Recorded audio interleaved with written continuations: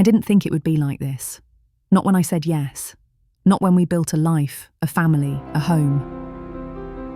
I'm married, but some days I feel like I'm doing this all alone. I plan the meals, I schedule the doctor appointments, I know when the shoes are getting too tight, when the science project is due, and which kid doesn't like their sandwich touching the fruit. And it's not just the logistics, it's the invisible things. I carry the weight of everyone's emotions like it's just part of being me. Marriage was supposed to be companionship, but sometimes it feels like I added another child. One who can drive and leaves dishes in the sink. I remember everything. I anticipate everything. I worry about everything. That's the difference. He helps, but I carry. There's a new term being seen here on YouTube and the rest of the internet. It's called the married single mum. She's married, but she feels like a single mother. Not because she's truly alone, but because she carries the invisible weight of two lives. Hers and everyone else's. They call it the married single mum, a phrase that shouldn't make sense, but somehow makes too much. It's not about infidelity. It's not about being unloved. It's about being unseen. She organises the birthday parties. She knows when the kids need new shoes. She remembers the parent-teacher conference, the dentist appointment, the way her son likes his sandwich cut. She's the human glue, the emotional sponge, the daily planner in human form. And her partner? Maybe he's there. Maybe he helps sometimes.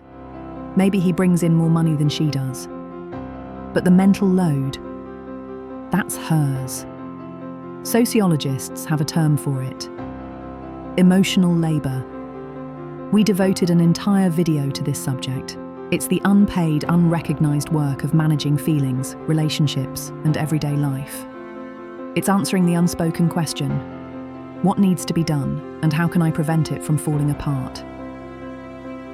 And women, especially mothers, are socialised to carry it all. With grace. With a smile. Without complaint. She doesn't just want help, she wants a partner, someone who sees what she sees, someone who doesn't need to be asked, because asking becomes its own job. A kind of project management of your own partner. So why does this happen? Why, in the modern era, are so many women still mothering their spouses while mothering their children? The answer lives in culture, in conditioning, in the idea that men are helpers in the home, and women are in charge, but not in control. It's a quiet kind of erasure, one where the woman is told she's lucky to have a good guy, because he watches the kids, because he does laundry sometimes, because he's not worse. And the bar? It's in the basement. No one talks about the loneliness of motherhood inside a marriage, of feeling like the default parent, of being constantly available, but emotionally alone. The solution isn't just about dividing chores. It's about redistributing awareness. It's about both people carrying the weight of life, equally intuitively without being managed. It's about men unlearning the idea that emotional labour isn't theirs to share in, and women releasing the guilt of asking for more than, at least he tries. Because a marriage shouldn't feel like a second job, and motherhood shouldn't feel like martyrdom. You can't be a single mother in a two-parent home, not without slowly losing yourself in the process. It will slowly degrade your marriage, and it will slowly degrade you.